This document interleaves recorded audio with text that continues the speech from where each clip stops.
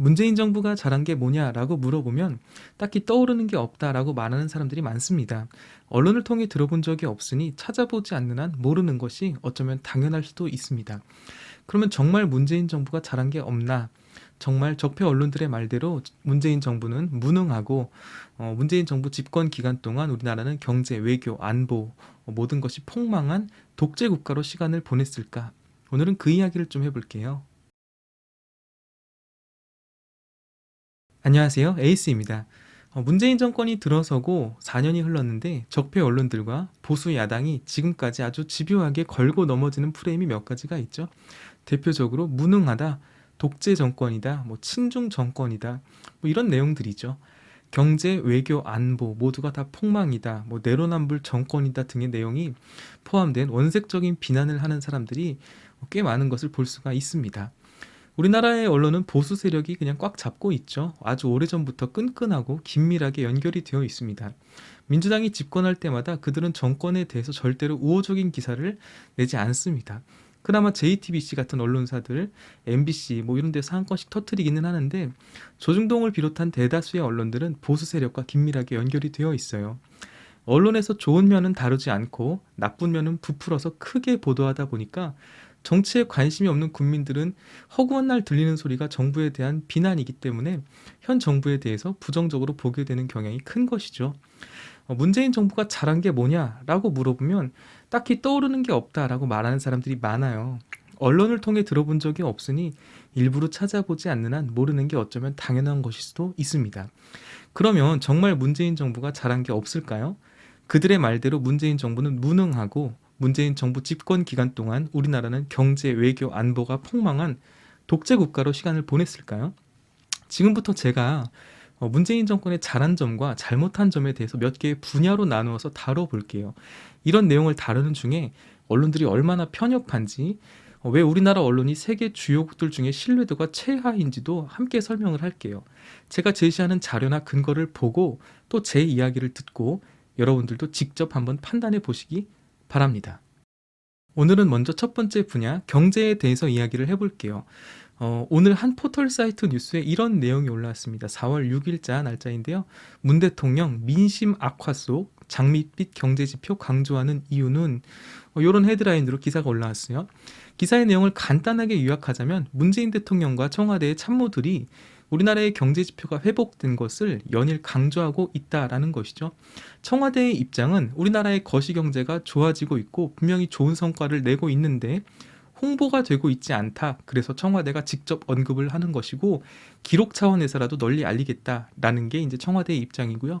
다른 편의 입장은 경제 성과는 민심이나 후대의 평가로 남겨놔야 할 부분인데 그걸 왜 청와대가 나서서 성과를 알리냐라고 비판하는 쪽인 것이죠. 이에 대한 댓글들을 보면 난리도 아닙니다. 삼성이나 현대 빼면 경제 폭망이다 이런 의견도 있고요. 역대 최악의 대통령이다 이런 의견도 있고요. 무능하다, 경제 폭망이다 이런 댓글들이 가장 많습니다. 그런데 과연 정말 그럴까요? 이제 좀 더 자세히 이야기를 해볼게요. 욕을 하든 비판을 하든 끝까지 이야기를 듣고 한번 해주셨으면 좋겠습니다. 문재인 정부를 향해서 경제가 폭망이다라고 하는데 이 경제라는 분야가 사실 굉장히 애매합니다. 왜냐하면 아무리 나라 경제가 좋고 호황이라고 해도 내가 먹고 살기 힘들면 경제가 안 좋다고 느끼는 거예요. 반대로 아무리 경기가 안 좋고 코로나든 불황이든 해도 내가 하는 일이 다 잘 되고 내 사업이 술술 잘 풀리고 내가 수중에 돈을 많이 벌게 되면 불황이라는 말이 와닿지 않습니다. 나에겐 경제가 좋은 거거든요. 나라의 경제 상황, 경기가 좋다 나쁘다라고 하는 게 개인에 따라 주관적이고 상대적일 수 있다라는 거예요. 체감하는 경기가 모두가 달라요. 내가 힘들다라고 하지만 내 주변에 누군가는 지금 잘 먹고 잘 살 수도 있는 거거든요. 그렇기 때문에 이 경제 분야를 논할 때는 결국에 객관적인 지표들, 데이터를 가지고 논할 수밖에 없습니다. 물론 지금은 전 세계적으로 코로나라는 변수가 있고 어려움이 있기 때문에 더 평가하기 어렵지만 그래도 최대한 객관적인 방법, 지표와 데이터를 가지고 한번 살펴볼게요. 먼저 첫 번째입니다. 국가 부채 비율이라는 것인데요. 2019년 코로나가 발생하기 전에 10월 문재인 정부 2년차 게오르 기에바라는 분이 IMF의 신임 총재로 취임을 했습니다. 취임 후에 미국에서 첫 연설을 하는데 우리나라를 콕 집어서 뭐라고 했냐면 돈을 더 쓰라고 했어요. 정부 지출을 늘려라라고 재정 확대를 요구했습니다. 특이한 일이죠. IMF의 신임 총재가 뭐 물론 우리나라만 얘기한 건 아니고요. 세계 국가를 언급했는데 그게 독일과 네덜란드 그리고 우리나라였습니다. 왜 그랬을까요? 왜 IMF의 신임 총재가 우리나라를 콕 집어서 돈을 더 쓰라고 했을까요? 국가의 재정 건전성을 대표하는 지표 중에 이제 GDP 대비 국가 부채 비율이라는 게 있습니다. 이 비율은 한 나라의 경제 규모 대비 그 나라의 빚을 보고 그 국가의 재정이 안정적인지 위태로운지를 판단하는 자료가 되는 것이죠. 그 연설이 있던 2019년 당시 GDP 대비 국가 부채 비율을 보면 일본이 214%, 프랑스가 110%, 미국이 100%, 독일이 66%, 네덜란드가 59%였습니다. 그럼 우리나라 한국은 몇 프로였냐? 37%였어요. OECD 국가의 평균을 볼 때 우리나라의 국가 부채가 상대적으로 얼마나 적은지 알 수 있는 데이터죠. 1997년 우리나라는 IMF에 구제금융을 요청한 나라잖아요. 근데 그 IMF가 이제 우리한테 돈을 좀 더 쓰라고 요청하고 있다니까요. 그만큼 우리나라 재정이 탄탄한 거예요.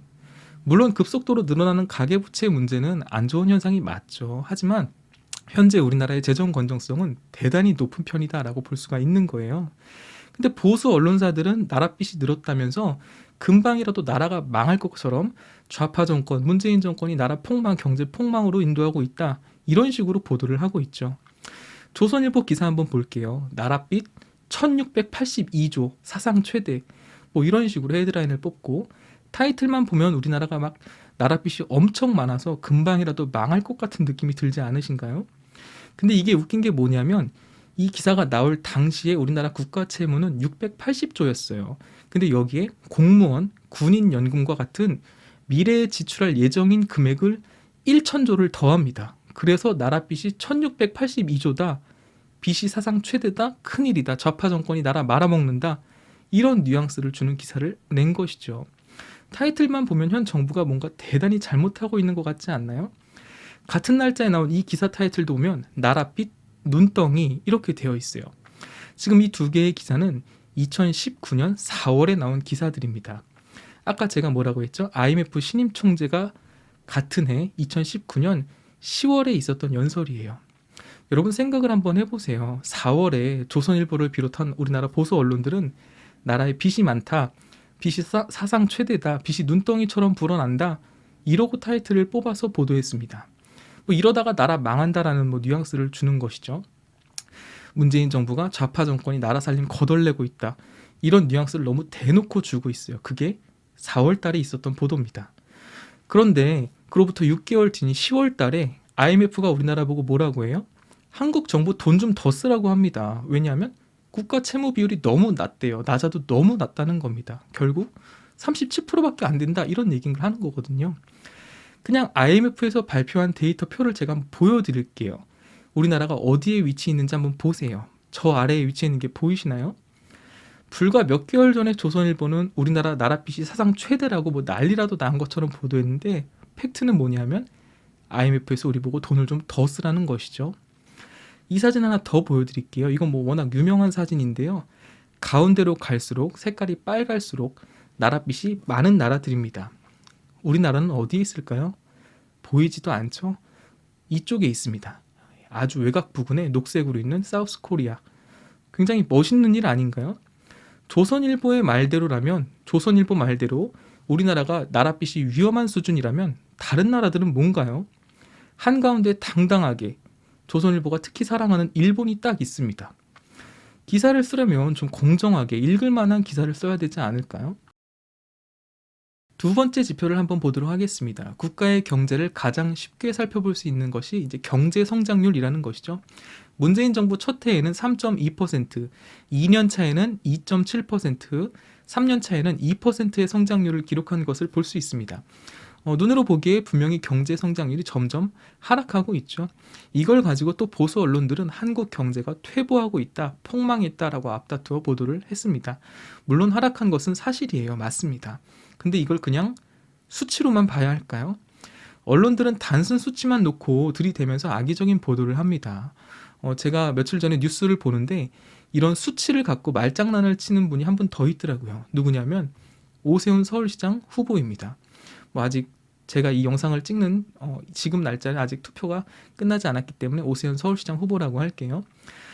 지난 3월 30일 서울시장 후보 토론회에서 오세훈 후보가 뭐라고 말을 했냐면 본인이 서울시장을 하는 동안 올려놨던 서울시의 경제 성장률을 박원순이 시장하면서 다 떨궈놨다라는 뉘앙스로 말을 했습니다.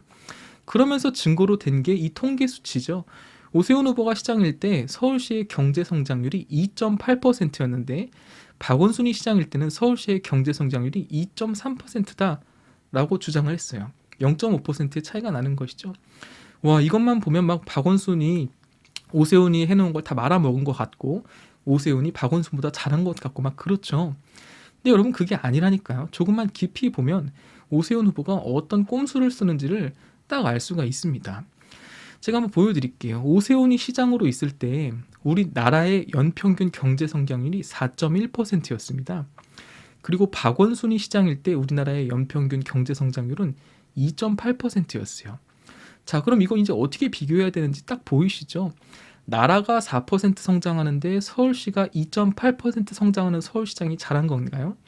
아니면 나라는 2.8% 성장하는데 서울시는 2.3% 성장한 서울시장이 잘한 건가요? 이게 무슨 말인지 이해가 되시나요?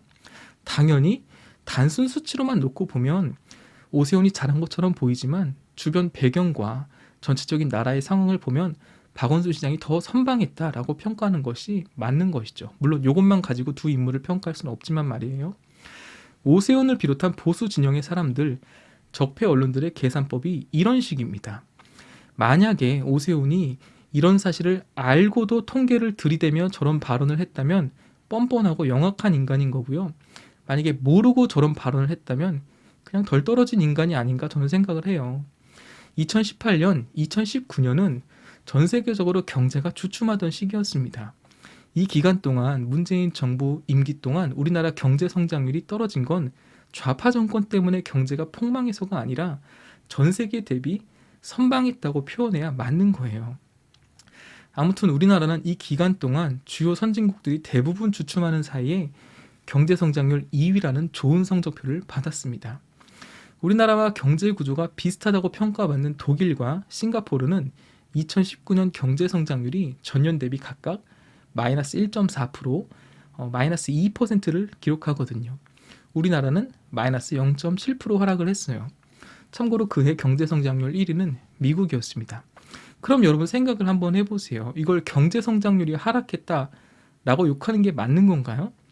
다른 국가들에 비해서 선방했다라고 해석을 해야 훨씬 타당한 해석이다라는 것이죠. 세계의 전체적인 경제 성장률이 하락하는 중에 우리나라는 선방을 한 것이니까요. 세 번째 데이터입니다. 국가 신용 등급 이야기를 한번 해볼게요. 국가 신용 등급은 쉽게 말해서 글로벌 투자 회사들이 이 나라에 투자를 해도 괜찮을까라는 나타내는 척도입니다. 국제 금융시장에서 자금을 조달할 때 적용하는 신용의 척도인데요. 국가 신용 등급을 평가하는 메이저 3사 한 번쯤은 들어보셨죠? 무디스, 피치, S&P인데요. 우리나라는 이 세 개의 회사로부터 모두 투자 적격 판정을 받았어요. 특히 이 무디스의 보고서가 아주 인상적이었죠. 2019년 나경원 씨가 자유한국당 원내대표로 있을 때 문재인 정부를 향해 경제 폭망이다라는 프레임을 걸고 있었습니다. 좌파 정권이 한국 경제를 벼랑 끝으로 내몰고 있다. 무디스가 한국 경제 성장률을 하향 조정했다 등등 문재인 정부를 향해 무능, 경제 폭망 뭐 이런 워딩으로 정부를 맹 비난했습니다. 근데 웃기게 그 뒤로부터 몇 개월 뒤에 무디스의 보고서가 나왔어요.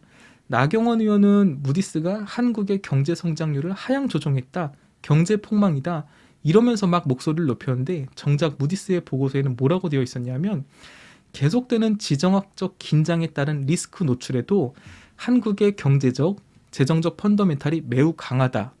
또 무역 의존도로 인한 단기적 부진에도 불구하고 한국 경제는 비슷한 신용 등급을 가진 국가들과 비교해 매우 다각화되어 있으며 경쟁력이 높다라고 적었습니다. 우리나라의 신용 등급에 대해서 안정적이라고 진단하고 경제 상황이 양호하다라고 평가를 한 것이죠. 나경원이 한 말이랑은 너무 다른 이야기였어요. 정치적 노선에 따른 평가가 아니라 공신력 있는 국제 신용평가사들이 우리나라의 경제에 대해서 아주 양호하다고 평가를 해주신 것이죠. 적폐 언론이나 보수 야당, 그냥 문재인 정부를 까지 못해서 안달이 났었지만 이런 무디스의 평가 보고서에 대해서는 침묵을 했습니다. 그 외에 간단한 몇 개의 다른 보고서들도 한번 살펴볼게요. 네 번째인데요. 세계 경쟁력 평가입니다. 2019년 세계 경제 포럼이 발표한 세계 경쟁력 평가에서 우리나라는 141개국 중에 13위를 기록해서 역대 가장 좋은 성적표를 받았습니다. 문재인 정부가 출범하기 전 보수 정당 박근혜 정부 때는 26위였으니까 26위에서 13위로 굉장히 성적이 좋아진 것이죠. 그 다음 다섯 번째로 살펴볼 지표는 얼마 전에 또 무디스에서 나온 보고서인데 ESG 평가 보고서라는 것입니다. 무디스에서 ESG 평가 보고서를 발표했는데 세계 144개국을 대상으로 환경과 사회, 지배구조라는 세 가지의 항목을 집중적으로 평가한 보고서죠. 이 보고서에서 우리나라는 당당하게 1등급 판정을 받았습니다. 1등급 판정을 받은 나라가 144개국 중에 11개밖에 안 돼요. 특히 미국은 2등급, 일본과 중국은 3등급을 받았습니다. 이런 거 하나하나가 다 굉장히 경제적으로도 훌륭한 성과인 것이죠. 세계 다른 국가들에 비해 꽤 선방하고 좋아진 부분이 많은데 이런 부분은 언론들이 잘 보도를 하지 않는 것 같아요. 지금까지 보여드린 몇 개의 데이터와 지표들 말고도 더 많은 자료들이 있습니다. 그런데 이런 것들이 문재인 정부의 자화자찬 평가가 아니라 세계의 공신력 있는 기관들이, 국가적인 기관들이 평가한 보고서들이라는 것이죠. 근데 이런 걸 언론에서 너무 보도를 안 하고 홍보를 안 하니까 오늘자 뉴스에 보면 청와대가 나서서 홍보를 하고 있다, 이런 기사가 나온 것이죠. 청와대의 마음이 어느 정도는 이해가 되는 것 같아요. 너무 언론에서 홍보를 안 해주니까 자기들이 직접 한다는 것이죠. 지금까지 했던 건 이제 2019년까지의 일이고 2020년 코로나 이후의 이야기를 안 할 수가 없는데 이 부분은 짧게 하고 넘어갈게요. 전 세계적으로 코로나가 확산된 시점부터 세계 경제는 그냥 패닉에 빠졌다라고 해도 과언이 아닙니다. 주식하는 분들은 다 아시죠? 작년 3월 주식시장이 어떻게 박살났는지 우린 다 봤습니다.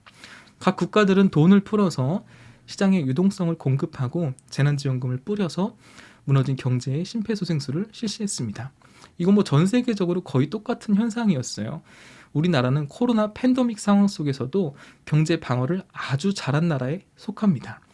세계 각국에서도 한국의 방역과 경제 방어를 아주 높이 평가하고 있어요.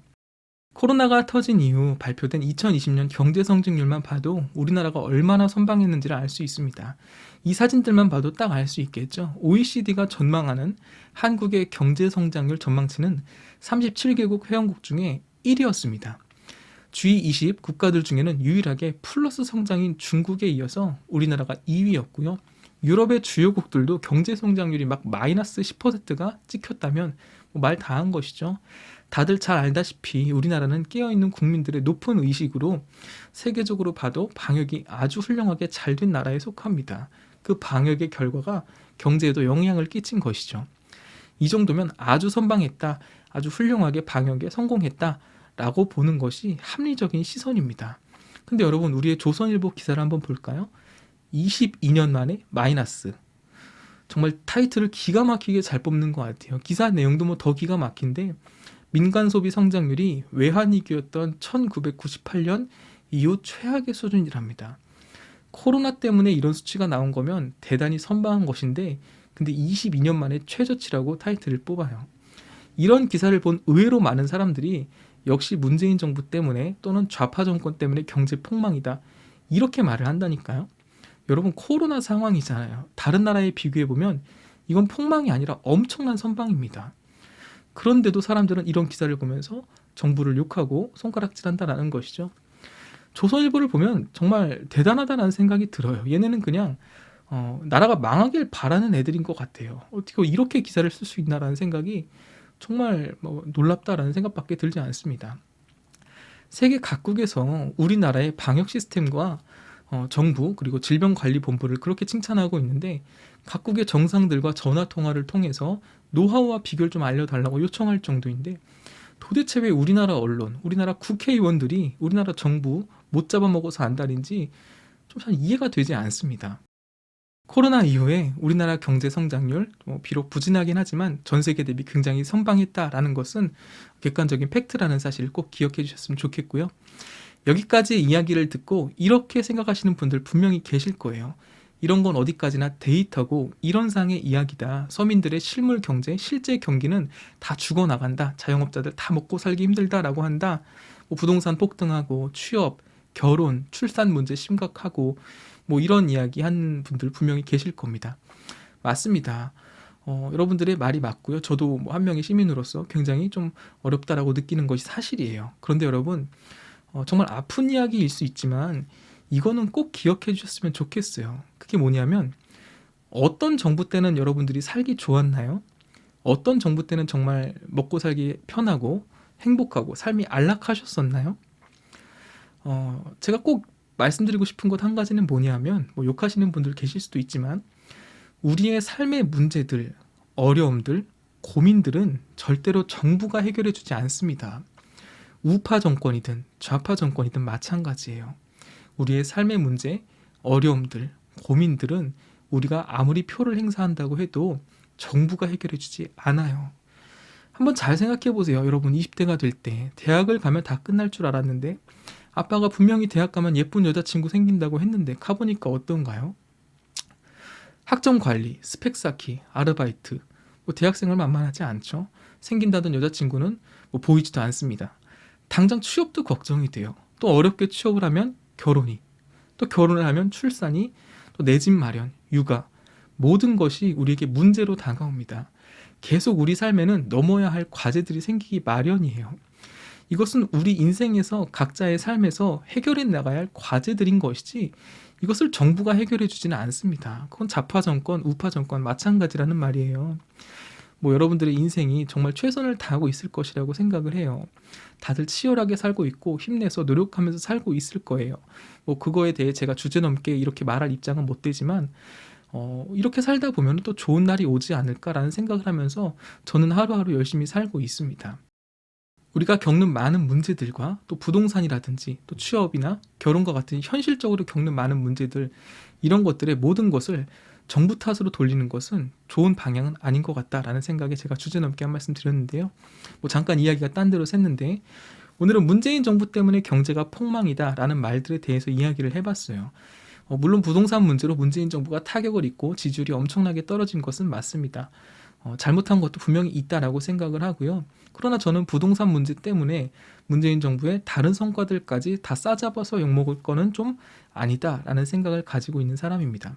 문재인 정부의 경제 분야에 대한 제 개인적인 판단은 막 잘했다라고 칭찬하기도 좀 애매하지만 그래도 폭망이다, 너무 무능하다라고 평가하는 것은 좀 객관적인 평가는 아니지 않나라는 생각을 하게 됩니다. 오히려 부동산을 제외한 다른 분야에 있어서는 그 어떤 정부보다 잘한 부분이 더 많지 않을까라고 생각을 해요.